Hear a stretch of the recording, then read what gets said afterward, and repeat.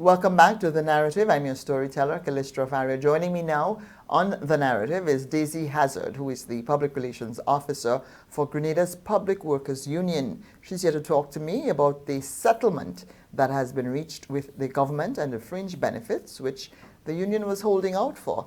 Welcome to the program. Thank you, Callistra, and thank you to your viewers. It is good to be back here with you to discuss this major achievement that we were able to negotiate with the PWU and, of course, the government of Grenada on behalf of our workers. Well, no, the salary increase, there's no surprise there. I mean, tradition says that if one union has agreed to a particular amount, chances are all of the other unions coming after would be around the same region. The teachers took 13% quite a while back. So you have also agreed to that amount, a total of 13%. Well, actually, yes, we have agreed to that amount, but there is a misconception as to what the tradition is. The agreement actually is that even where public sector unions negotiate separately, and you have a union who might be an outlier in that they would have signed and come to agreement with government earlier. If a union comes after and negotiates a higher settlement, that settlement is extrapolated or given to all public sector unions. It has happened in the past on two separate occasions. I think 2015 was one of those times when other unions signed earlier and the PWU signed later and negotiated a higher percentage increase. That is what we were trying to do this time around as well. Unfortunately, we were not successful. We knew that it was a long shot trying to get any greater percentage, but we persevered and we took it. We didn't succeed in that area, but we are quite satisfied that the entire package of benefits that we have brought back to our workers out of the negotiations is, worthy, it's commendable. Fringe benefits, because I mean the union, including your president Brian Grimes, had maintained that what you were looking at was something that people may not be paying a lot of attention to because we focus on the salary increases, but you have this wide package of fringe benefits that you are really focusing on and trying to get the most for members there. Yeah. I understand that even contract workers benefited under the fringe benefits negotiations. Tell me, did you get all that you wanted there? Was the holdout worth it? We did not get all that we wanted there, but the time spent and the holdout, the weeks and weeks of negotiations, wrangling with the GNT, definitely it paid a lot of dividends. Obviously, both sides go to the table and want to win. The GNT understood, they understood that there was a great need to bring back a decent fringe benefit package to workers. And by the same token, just going to roll over and give us everything that we asked for and everything that we demanded. So we were able to come to some compromise that satisfied both parties, because it is in the interest of government to ensure that your workers feel comfortable. Our workers had not been benefiting from any new fringe benefit arrangements for too many years. And as we know, even if we had managed to secure 0.5% more, or 1% more, there is no way that we can truly secure the percentage increase that workers would really need to boost their salaries, to increase on their salaries, to combat the cost of living. But what workers have been clamoring for quite a lot of years now, bring us fringe benefits.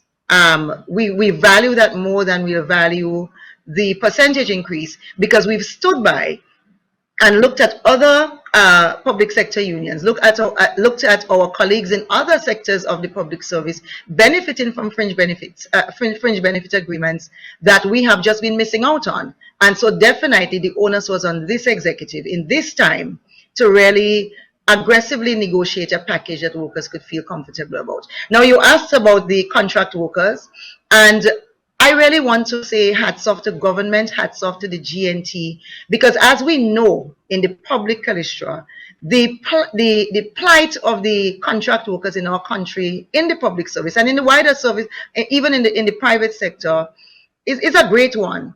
Our workers, by and large, they do not have not been receiving systematic salary increases. But one of the articles that we were able to have included in that agreement is that once the union negotiates a percentage increase, whenever a worker's contract comes up for renewal, that percentage increase for that year would automatically be applied.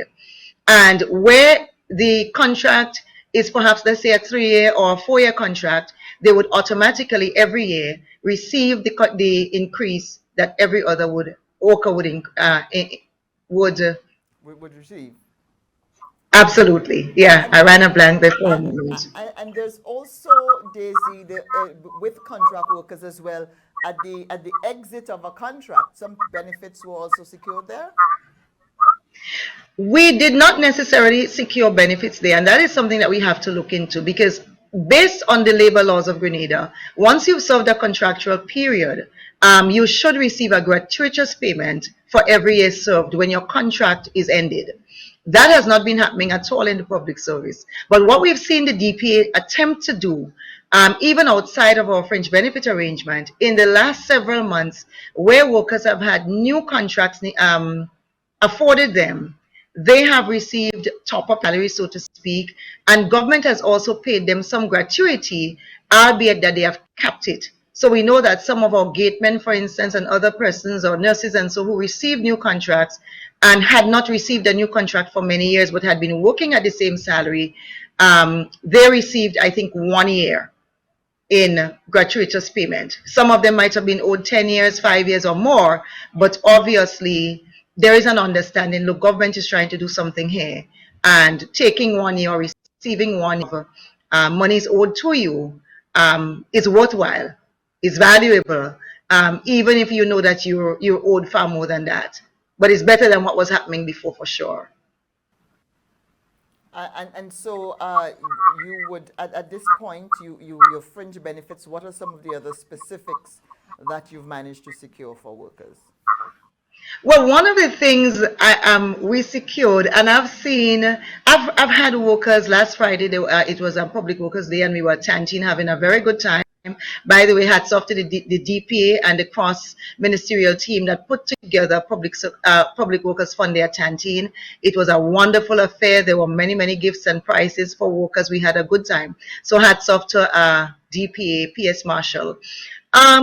We secured a benefit where workers have said to us, they really commend us for that. But we've seen some persons, even persons who served on the executive of the union before, attempting to ridicule that article. And I'll speak to it briefly. It is an article that says where a public servant die, unfortunately, the family, the head of the household of the family will continue to receive the salary of that worker for 1 year. Where there are minor children in the family as well, they would continue to receive that salary for 1 year within that household. So it's one salary, but once the worker dies and you had a wife, a legal wife or a legal husband, or you have minor children, or you have children who are at school, and that's not just primary or secondary, but it also applies to tertiary, they will continue to receive your salary for 1 year. Now, none of us wants to die. All of us want to go to heaven. But the reality is that we do die. And every year we have public servants who die. Just this year, for instance, 2023, we've had two of our nurses just pass away suddenly, no warning, and the family is left to deal with that and with the absence of that salary that would have been providing for minor children, or let's say paying a mortgage and paying bills. And so we are very happy that the GNT understood that. They understood it intrinsically, and we got that. Some of the other benefits that we got were for our And so uniformed workers. and so here we look, because we have pension that Yes. workers qualify for. So it has no connection with the 1 year of salary that would be received. No, because Go ahead. No, because remember, a worker may die and that worker may not be pensionable. A worker may have been working with government and pass away and you are not pensionable. You only receive a pension if you've made the time, if you've attained the age of 60, or if you've applied before the age of 60 after making 26 and two-thirds months, or if you've attained age of 55 or so and you've served the relevant time to receive your pension. So when someone dies, There is no automatic pension unless they are pensionable. They have reached that pensionable age or pensionable time. And again, unfortunately, we do. We do. None of us wants to die, but we do.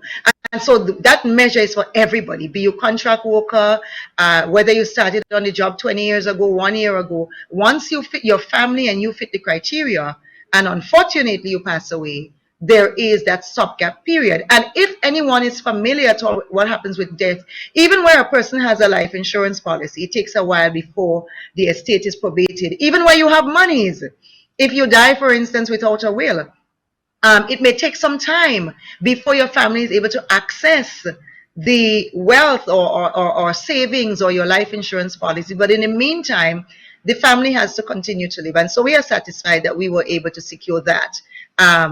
And that it, indeed our workers have commended us for that, even as we hear dissenting views.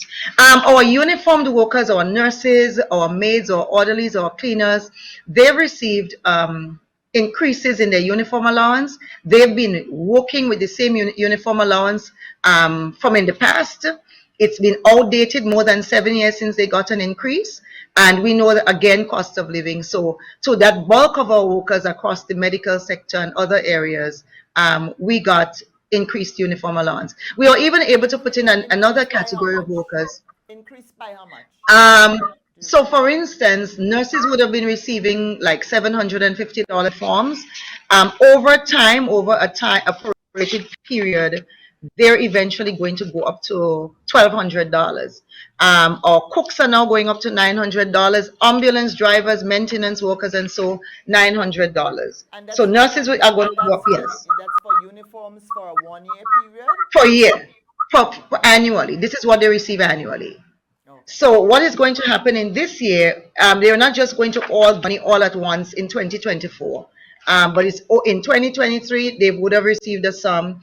2024 they're going to receive another sum. 2025 another sum. But cumulatively, what they would receive altogether would be $1,200 per annum, And you and said it was at and you said you're adding a new category. You were able to add a new category of fringe Yes, we were able to add a new category of workers. We have workers who are called gatemen, and these are the persons who provide front of house service for government. They work at the top of the complex. They are the first persons that visitors and persons coming to do business and meetings with our cabinet, with our prime minister, they are the first persons that people interact with.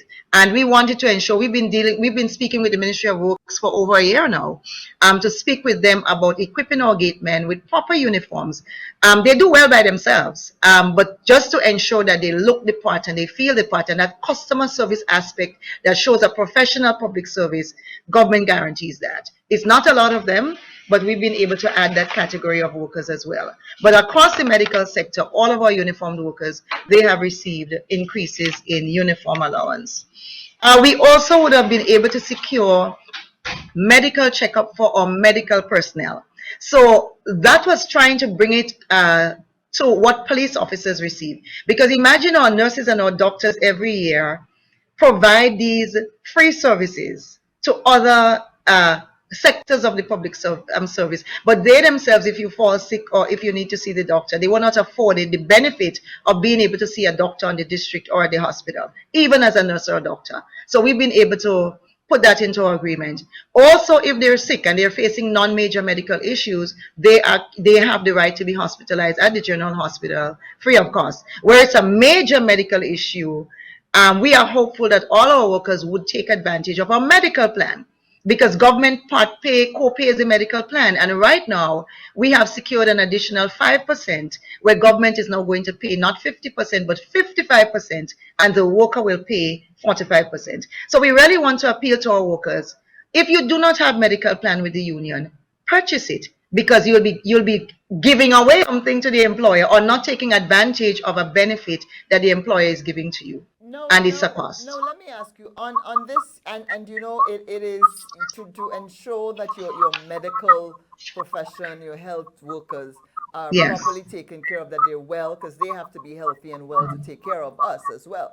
But you hear these horror absolutely. stories coming out of the hospital of doctors and nurses who are not doing their jobs properly, of medical malpractice. And had we been in a country where medical malpractice mattered, then the government would be paying on millions of dollars based on the stories that have come to me.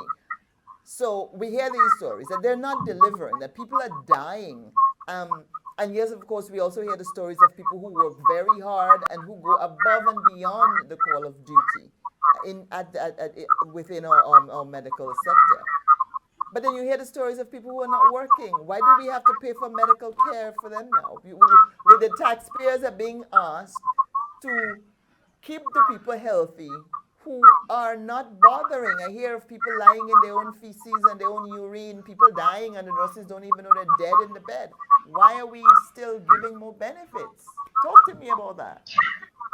Kalisha, well, certainly you've opened, you sort of educated me this morning because I am aware of a lot of problems within our health sector and at our hospital. I think recently we were speaking at the union about the rate of maternal death and infant death, and where you have a woman carrying a baby to term 9 months, and then the family has to go through burying the infant or burying the mother. That is tragic, and that should not be happening in our country in 2023. And some of alluding to here. But we also hear stories of amazing miracles. Recently, I had a relative who was visiting from the US, and that person caught a minor stroke, stayed at the general hospital for 3 weeks, and is alive today. And so, and our nurses, our medical practitioners, they literally perform miracles with their bare hands because the sort of a facilities and the sort of a equipment and so that you would find in a hospital plant and even the plant itself abroad in a first world country and even in other Caribbean countries. We don't have this here. The circumstances under which our workers perform is inadequate. You want to hold on, Kalistra. So let Come on, because yes, we know they uh-huh. perform miracles, and I qualified the question by saying that we Right. know that there are those who go So I want above and beyond, and right. I have experienced it as well. I Yes. know that, but And I have Kalistra. Daisy, in a hospital, there's no room Mhm. for a nurse who just sits there and does not deal with the patient. And Totally. there's no room in a hospital for somebody to go in there with a minor complaint and come out in a body bag. This is a All right. hospital. And This so is a I was medical going to facility. So let's talk about why it is that right. some of these people who are not working miracles are killing people. But now we're expanding our expenses to the But public you make that for statement them. and you don't qualify it at all. You're saying that some persons at the hospital are killing people.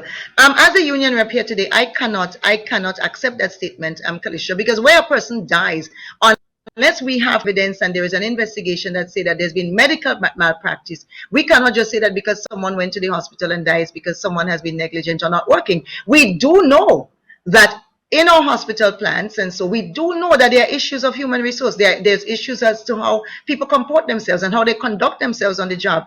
I myself have gone to the hospital and I've been meted out with treatment that was subpar.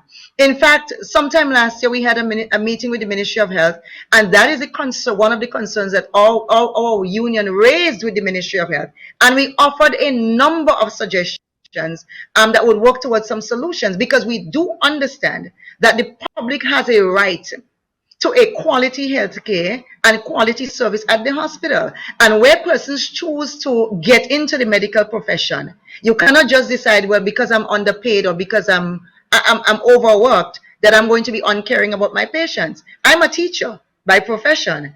I wanted to join the nursing fraternity when I left high school, and I decided not to. That was not for me.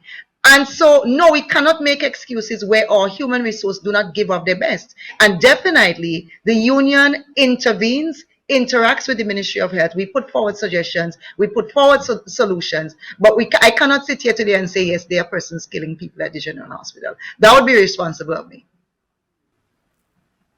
Let's move on to the other fringe benefits that We you've already should. gave. Well, we should because um, I don't expect you to agree with this, but unless everybody out there is just making up stories about what goes on at the general Mhm. hospital, about doctors and who use the facilities at the hospital for their private practice without paying the state for it, and all of those things. A lot of things we hear about, a lot of issues that goes to performance and productivity, and I feel like We need to have that in the conversation when, of course, it's the duty of the union to get the best benefits for your workers. I'm not faulting you for that, but I'm saying that for too long, the public continues to get the short end of the stick where your members are the ones delivering the service with no change for decades.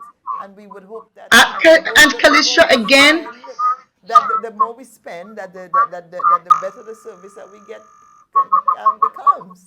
But what are Kalisha, the other benefits? we can we can only touch the tip of the iceberg of the compendium of problems that constitute the problems that we're having in healthcare. And I'm not, again, as I'm saying, I myself have gone to the hospital and not been satisfied totally. So I'm not making excuses for anyone. And I've said again, our union, one of the things that my president is very, very, very aggressive about is professionalism within the public service. So if we go to one of our fringe benefit agreements, one of the things that we've asked for, and we've written that into an article, is that where persons are promoted into senior management, supervisory, and administrative positions, the employer must not just take it for granted that because someone has a degree or because someone has a master's degree for that matter or any sort of a training, that you're now placed in positions where you should manage and somehow you know how to manage properly human resource. So we've asked that once someone has been promoted into senior management, that the GPA itself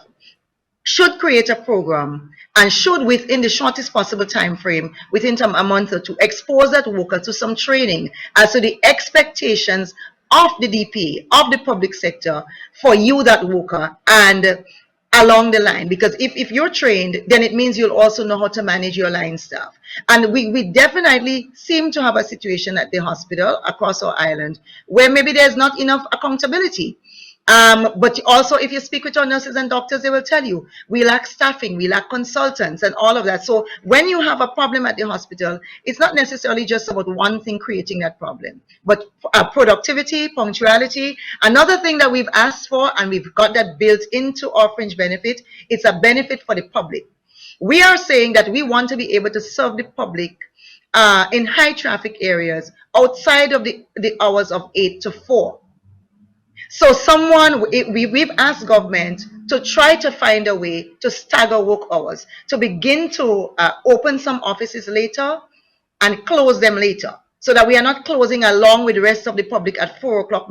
Let's say perhaps in your inland revenue department or in your births and deaths and so. How that will work out in a practical sense would depend on manpower, and it would depend on the amount of traffic that we see coming into those departments from the public. But that's one of the things that we have built into our agreement in a bid to ensure that we are more productive and more efficient workforce. So you see, Kalistra, it's not just for our executive and my president, it's not just about accruing on to the worker, but also trying to develop a more professional cadre of men and women serving the public. Well, the idea of staggering the hours, and because we know our government is 8 to 4 and it ends at 4. I speaking of the health sector, I went to the health center in St. George's to check my blood pressure. It was like maybe 2 or 3 minutes past 4 o'clock. They had already locked the door, and the nurse, if she was probably big enough, would toss me out the door for daring to come in. That actually the nursing assistant. I did find a nice nurse who said, she looked at her watch and she said, "We're already closed, but I'll check it for you." It takes 2 minutes to check a blood pressure. But this nursing aide was so angry that I would dare to walk in 2 minutes after 4 to disturb her cleaning the facility. And so I think that having it staggered is a very good thing. And I like to hear that. I like to hear that.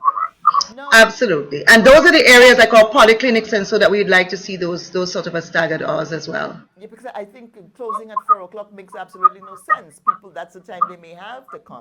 They're in a full Yes. meeting, and at 4 o'clock they can go there.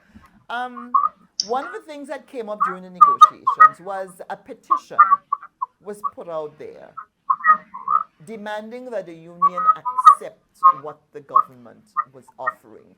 It appeared as if solidarity was again being fractured. We've been seeing some tense moments of attempts to fracture solidarity in the last year or so. That the workers seem to be going up against their own union. Did it influence in any way how the negotiations progressed, and why you accepted the same amount as the teachers? Because I know that the inflation rate and getting an increase that would be closely matched to the increases in inflation was one of the goals that you had in your negotiations. Did the petition influence in any way how quickly you ended up signing?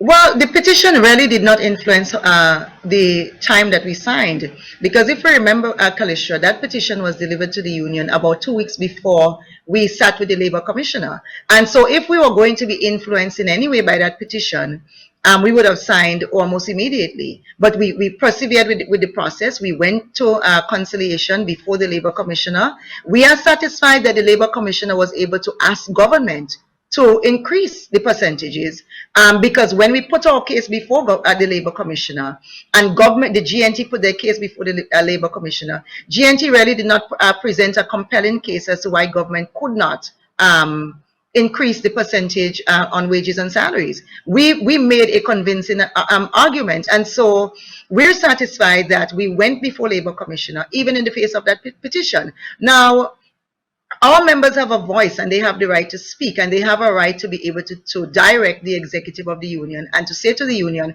listen, in this situation or in this instance, this is what we perhaps would prefer. But our union had a mandate twice on 2 successive occasions where our members said to the union, do not give up. We want more. So when we saw that petition coming by persons who, and it was very clear that the petition was politically motivated. The persons who went out there and coerced, cajoled, cursed off workers, begged them to sign the petition. It was no easy feat getting those 200 and something names to bring back to the union. And a lot of workers said to us after that when they signed the petition, a lot of persons were fooled into believing that somehow it had originated from the union, and these persons were just going around on behalf of the union executive trying to find out what members' viewpoint was. And so no, while we respect all of our members and they have a right to a view, we also know that we had a responsibility as an executive to negotiate in the best interest of our workers. In fact, what the petition might have done, which is what we've heard on the ground very credibly, the petition sort of empowered government, because government was wavering. Government was thinking and considering moving. In fact, I said it before on another program, the GNT had signaled to us a willingness to move on the second year in as much as 1%. We had gotten those assurances on the table. And then when that petition came out, what you had was workers shooting themselves in the foot. So the petition didn't serve, it didn't serve in the best interest of workers, and I don't think it was intended to serve in the best interest of workers. And we are facing a sort of a time where labor seems to be under some pressure. But when you're under pressure, that's what creates diamonds. That's what creates strong men and women. And definitely, if as an executive member of a union or the president of a union, you're not prepared to bear up under pressure or to face up under pressure in the best interest of your workers, then you're not worth your salt. You may as well close shop and go home. And none of us were willing to do that. All right, well, I mean, it certainly was interesting to see the workers trying to stop the union from trying to get them more money. Everybody wants to get more money. A faction of politically motivated workers, yes. And politically motivated by internal union politics, or Not necessarily internal unions. I think it was persons who, you see, Kalisha, people have to understand, as a union, we are not representing a political interest. We are representing the political interests of all of our members. So we have members who would be fully supportive of, would have voted this administration. We have members who may not have voted at all. We have members who would have voted for other parties. So when we are negotiating, we cannot take a narrow partisan interest or the interest of some persons who says, this is the party that I support. And so therefore I believe in this instance, unions should not at all attempt to put any pressure on government. That's unreasonable. That's unconscionable. That because you feel you have a particular point of view or there's a party that you like, somehow in this period, union should stop doing what union does, what union has a mandate to do. And just say, well, you know what, these workers prefer this political party, and so let's just make a political decision about our wages and salaries. Workers can't go to the supermarket and spend yellow or green or blue, as the case may be. They have to spend dollars and cents. And so this was a principle on which our executive persevered over these last several months, even in the face of that petition. And if I had to do it all over again, Calistria, I would do the same thing. Well, We would all do the same thing. in this era, it seems like a lot of people want people to do what they don't do. Does that make sense? Yeah, because media is also under a particular amount of pressure that they need to operate in a Yes. particular way because this administration is in power, Yes. and the duty that we have to the public must somehow change because the government has changed. So It's kind of alarming that people actually expect you to compromise your principle and your integrity. And to see our society works, our democracy works because there's checks and balances in our society. We vote a government into office. Not everybody votes for the same party, but once there is an administration in office, by and large as a country, we support that administration. That's what we should do. Because if you're fighting against the administration, you're fighting against the development of your own country. But we have a responsibility. So the media, which is a fourth estate, and unions, and so our roles are enshrined in the Constitution of Grenada. But there seems to be a thinking among a small faction of our population, very noisy, that somehow everybody should just go to sleep for a while. That is not going to be good for government because government has to be held accountable in order for them to perform and do well and remain honest. So no, not all of us will compromise our integrity at all, our principles. Certainly not me. and I want to thank you so much for joining me on the narrative once again. We're out of time. And congratulations to you and the Public Workers Union for fighting the good fight and getting your benefits. And I look forward to greater productivity and responsibility We from your do. members who serve the public. So I can stop complaining every Absolutely, time you come Calistro. here. Yes, that's the goal of our union as well. We want to see that productivity and professionalism uptick public service. It's a pleasure to have you on as always, Daisy. Thank you so Thank much. you so much. Pleasure to be here. This is The Narrative. I'm your storyteller, Callistra Farrier. More when we come back.